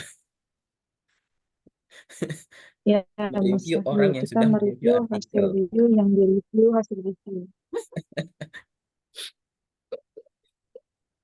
Oke. Dan ternyata Aja ada ya nanti gitu ya. ya untuk apa namanya saling membantah argumen tapi tetap tetap ilmiah gitu. Jenis-jenis artikel tuh ada banyak. Bisa nih nanti Mbak Nindi ngomentarin artikel saya gitu. Ya, jadi gimana Mbak Nindi ini? Oh, Oke, ini ada Mbak Ayu Ningtyas. Silahkan Mbak Ayu.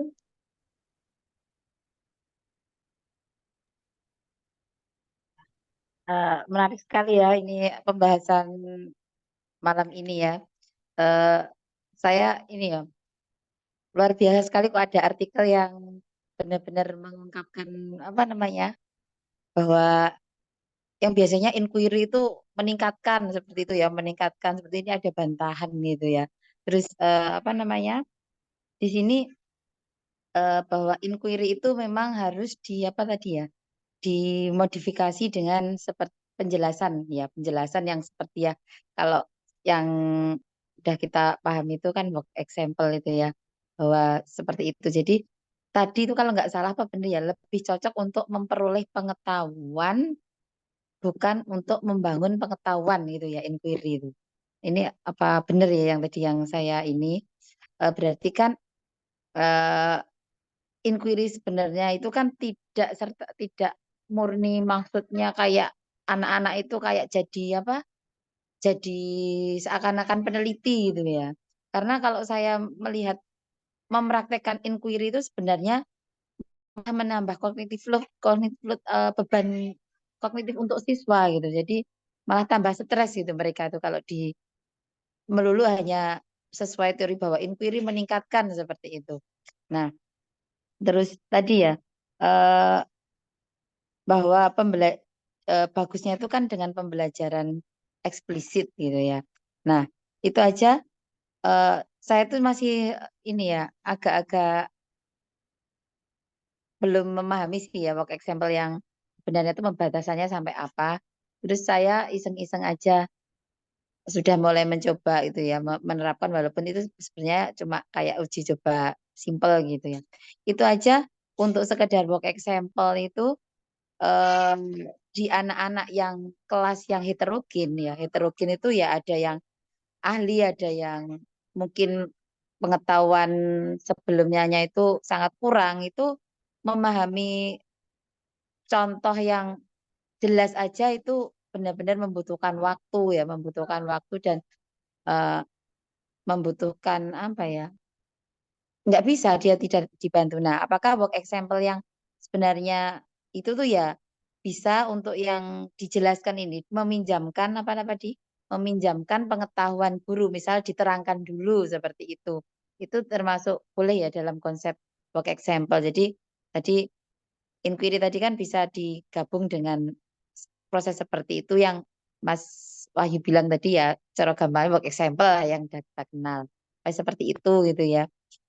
Terus ini tadi ya menanggapi elemen interactivity. Tadi terima kasih sudah dikasih apa namanya link apa namanya dari Mas Wahyu itu tadi ya. Saya juga hampir tanya tadi bagaimana menentukan bahwa suatu materi itu memiliki interactivity yang tinggi. Nah, kalau pelajaran tadi yang dibandingkan pelajaran SD dengan pelajaran SMA itu kan sebenarnya nggak relate ya kalau anu SD sama SMA kan SD harusnya dengan materi SD gitu.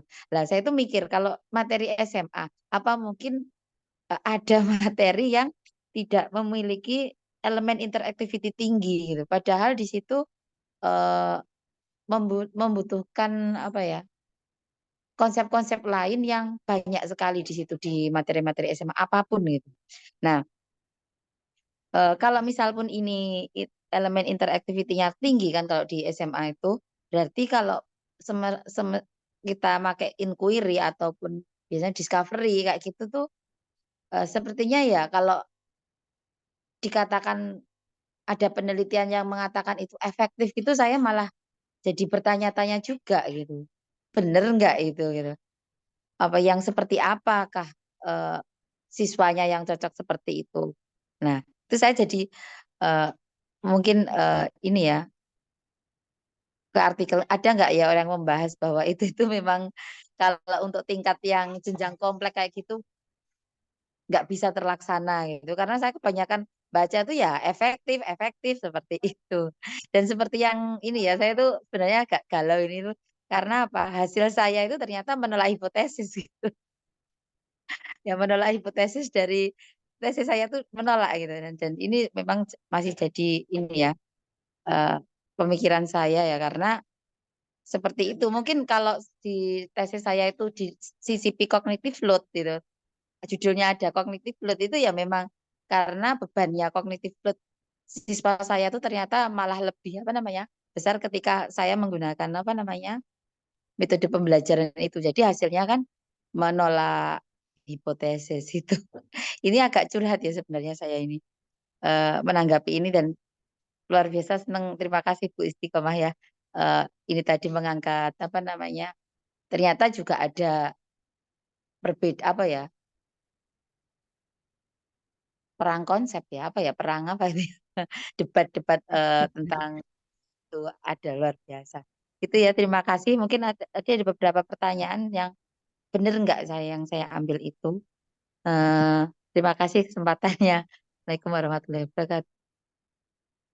Waalaikumsalam warahmatullahi wabarakatuh. Terima kasih Mbak Ayu. Bagaimana Ibu Isti mau menanggapi? Boleh ya, sedikit sambil saya tampilkan PPT lagi yang berkaitan dengan terkait dengan penggunaan dari inquiry begitu. Silahkan Ibu. Siap.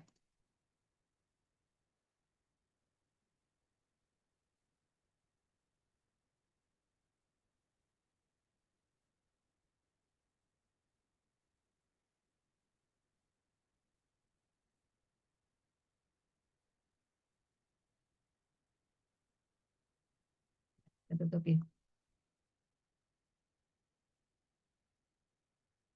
Jadi di yang kedua.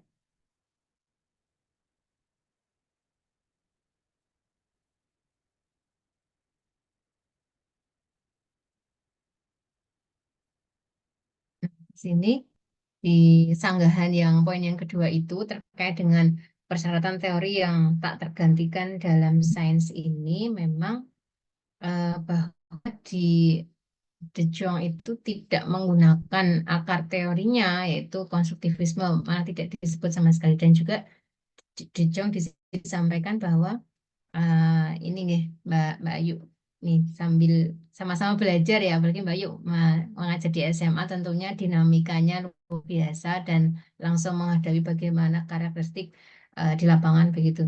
Jadi di sini De Jong tidak menggunakan nah ini ya tidak menganjurkan gitu di sini tidak menganjurkan penggunaan pembelajaran inquiry as a means of teaching student. Nah, jadi memang tidak dianjurkan penggunaan pembelajaran inquiry sebagai sarana untuk mengajar siswa bagaimana membangun pengetahuannya. Itu malah ternyata nggak dianjurkan. Kalau menurut De Jong sendiri di sini, mereka menganjurkan inquiry itu digunakan saat atau untuk memfasilitasi perolehan pengetahuan. Nah, ini mungkin saya membutuhkan penjelasan lebih mungkin dari Mbak Nindi atau dari Mas Wahyu. Tidak bukan sebagai sarana untuk mengajar siswa bagaimana membangun pengetahuan, tapi untuk memfasilitasi perolehan itu cara memperolehnya. Jadi mungkin tidak dijadikan model, tapi mungkin bisa untuk strategi ya. Artinya bisa jadi di awal itu diberi penjelasan dulu, baru kemudian diberikan problem solving untuk diselidiki sehingga di sini De Jong mengusulkan untuk adanya gabungan. Nah, bisa jadi karena beliau menganjurkan untuk ini tadi lebih menganjurkan untuk memfasilitasi perolehan pengetahuan, kurang lebih seperti itu. Sedikit menanggapi juga terkait dengan artikel-artikel yang bisa jadi bagaimana penggunaan query itu aktif, bisa jadi ini ya Mbak Ayu ya, bisa jadi karena memang sebetulnya yang dilaksanakan di lapangan itu bukan murni inquiry, anak-anak bisa jadi diberikan penjelasan dulu baru diminta menyelidiki, sama seperti ketika menggunakan PBL. Kalau PBL itu kan di lapangan ternyata ya ada penjelasan dulu, jadi anak-anak tidak langsung diberikan problemnya untuk diselesaikan, tapi tetap ada penjelasan dulu.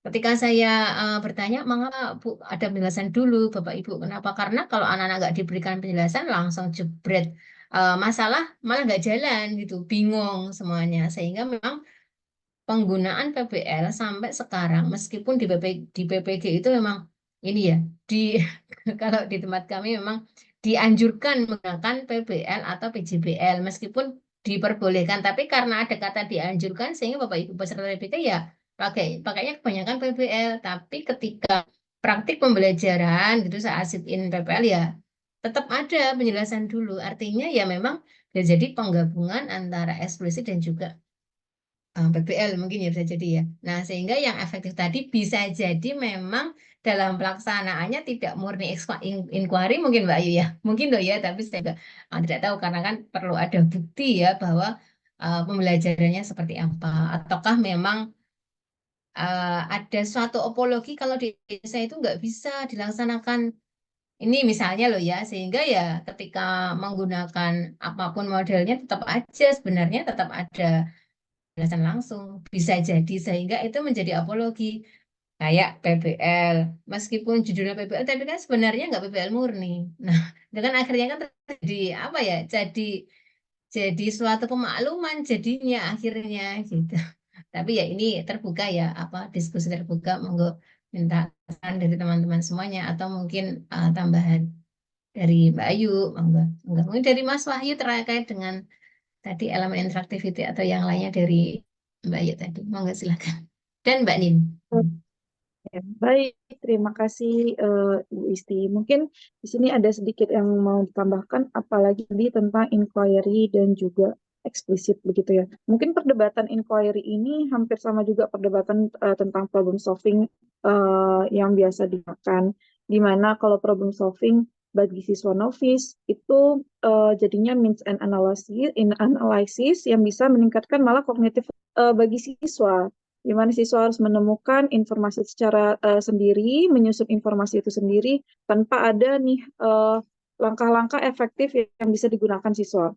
Seperti itu juga inquiry, di mana di sini ada tahapan penemuan seperti itu ya Bu Isti. Di dalam pembelajaran siswa yang tiba-tiba dikasih permasalahan atau fenomena nih gitu, untuk menyelesaikannya pastinya akan menggunakan informasi seadanya untuk menyelesaikan masalah. Hal ini malah menjadi apa ya, suatu penyelesaian suatu strategi penyelesaian yang tidak apa ya secara acak gitu ya, yang masuk ke dalam long term memory dan working memory siswa, dan jadinya malah meningkatkan cognitive load theory. Seperti apa di artikel itu, dia mengucapkan bahwasannya jika ingin tetap menggunakan inquiry, maka tambahkanlah si eksplisitnya bagi siswa si novice ini, gitu kan. Tapi lagi-lagi dibilangkan oleh Sweller dan teman-temannya bahwa ini tuh masih perlu dibuktikan karena belum ada nih bukti pendukungnya dengan perkataan eksplisit ditambah inquiry, begitu. Harus ada bagaimana cara menggunakannya dan kenapa digabungkan, itu kan harus ada alasan-alasan teoritis ya untuk menyatakan eksplisit ditambah inquiry itu baiklah untuk si siswa novice, seperti itu. Lalu tadi ada juga tentang elemen interactivity. Ada Ayu, kalau udah siswa SMA gimana lagi mau elemen interactivity-nya, seperti itu ya. Tadi kalau misalnya siswa SD ya mungkin ada hal interactivity jika diberi soal SMP misalnya seperti itu. Nah, lalu soal SMA batasannya bagaimana lagi? Mungkin gitu ya. Nah, itu penentuan high atau low element interactivity itu bisa dikaitkan dengan prior knowledge siswa, pengetahuan siswa sebelumnya. Apa yang sudah dia tahu seperti itu, pembelajaran sebelumnya, sehingga kita dapat meningkatkan elemen-elemen yang saling terintegrasi, yang saling berkaitan, sehingga itulah bisa meningkatkan elemen interactivity. Begitu. Mungkin dari yang lain, Mas Wahyu, Mas Ibrahim, tadi Mas Irfan, Pak Yanuar, mungkin bisa menambahkan. Kok saya tadi kayaknya salah dengar ya, malah kebalikannya. Di SMA emang ada yang nggak kompleks gitu, atau saya yang salah?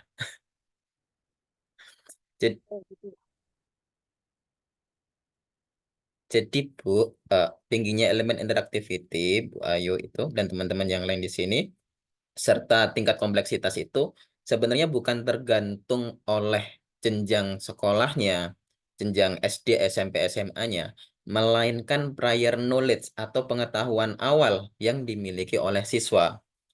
Yang tadi dikatakan Mas Ibrahim, kalau saya itu kan sudah sudah mahasiswa pendidikan matematika, sudah memiliki prior knowledge tentang operasi bilangan bulat. Ya, sudah tidak kompleks. Nah, tapi kalau anak TK itu belum memiliki prior knowledge tentang operasi bilangan bulat.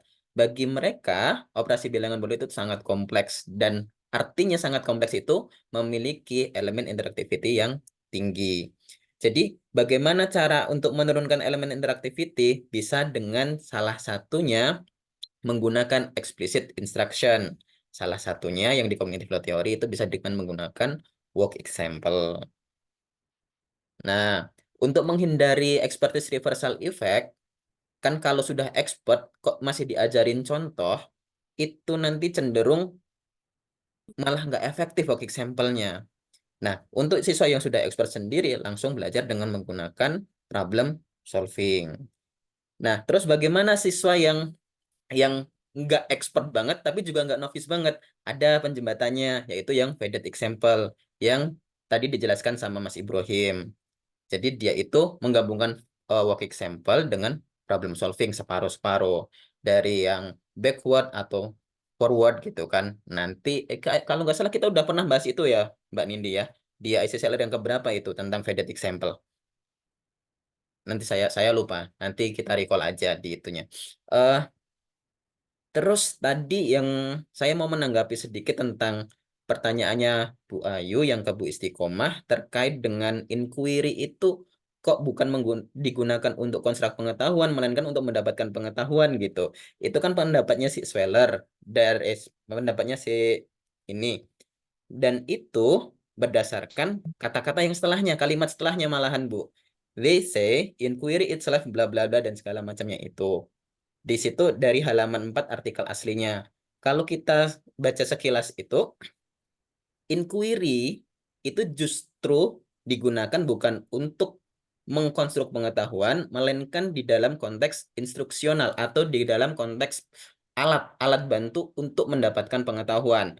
Jadi dengan adanya inquiry itu, siswa diharapkan tahu apa itu inquiry, apa itu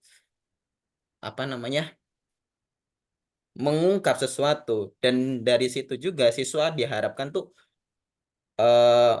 bisa bagaimana cara melakukan tugasnya, bagaimana cara dia terlibat dalam praktik prosedur disiplin ilmu, dan bagaimana cara apa sih hakikat sains, rasa penasaran itu tadilah yang sebenarnya digunakan inquiry-nya. Jadi bukan untuk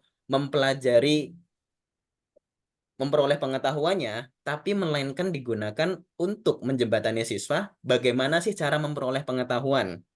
Bukan untuk memperoleh pengetahuannya, tapi bagaimana sih caranya untuk memperoleh pengetahuan tersebut. Bisa dengan pertanyaan, bisa memunculkan pertanyaan, dan segala macam. Kan di bagian inquiry itu juga ada sintaksnya ya Bu ya. Ada langkah-langkahnya, pembelajarannya seperti apa. Nah, itulah yang sebaiknya digunakan.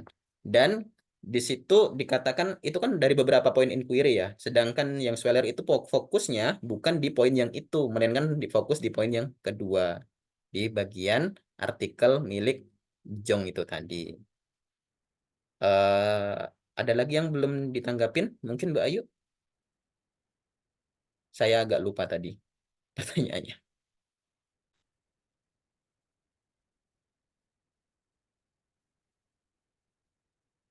Ya, Mas, terima kasih. Oke. Monggo, saya kembalikan ke moderator. Baik, terima kasih Mas Wahyu atas tanggapannya. Eh, Peserta lain mungkin ada yang mau dipersilahkan.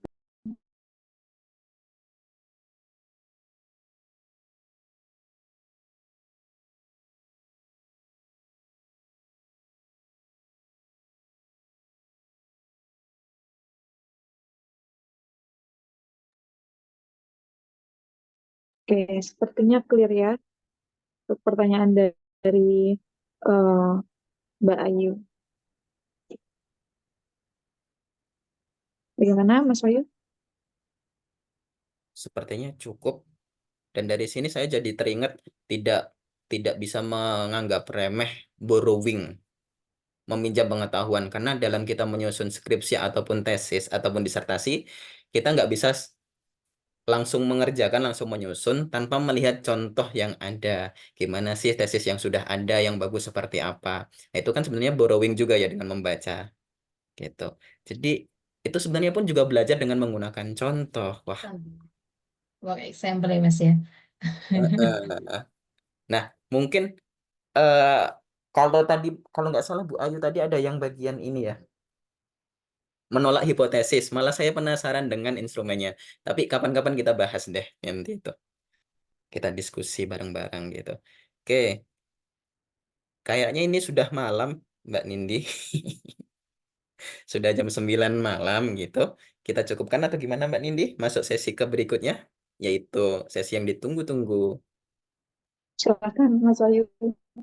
Oke, teman-teman semuanya. Yuk kita masuk ke sesi terakhir, yakni foto bersama. Ya, siapkan senyumannya, on-kan kameranya.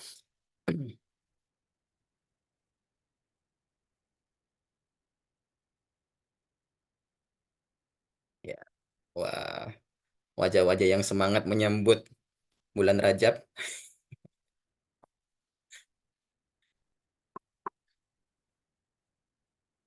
Oke, dalam hitungan ketiga, seperti biasa, siapkan senyuman yang paling merekah. 1, 2, 3.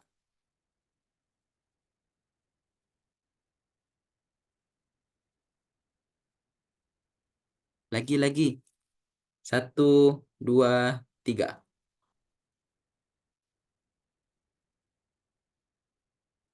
Oke, saya kembalikan ke moderator. Terima kasih Mas Wahyu. Terima kasih juga untuk peserta malam ini yang masih bertahan. Berapa orang nih? Masih banyak ya? Ada 21 peserta. Terima kasih juga kepada speaker kita malam ini yang luar biasa telah mereview artikelnya yang dipilih, Bu Istiqomah. Terima kasih banyak. Terima kasih juga kepada Ibu Enda atas semangatnya malam ini, tetap hadir walaupun masih bekerja. Masih jam segini, sudah jam segini masih kerja ya Bu, gitu. Ya, terima kasih seluruhnya. Eh, Semoga kita akan berikutnya. Oh iya, kita akan mengadakan eh, tanggal 22 nanti kita akan mengadakan apa? Nanti mungkin bisa lebih lanjutnya akan disampaikan nanti kalau sudah ada flyernya begitu. Akan secepatnya dikabari. Terima kasih seluruhnya. Assalamualaikum warahmatullahi wabarakatuh. Mohon maaf bila ada salah kata. Selamat malam semuanya. Selamat malam. Makasih Bapak Ibu.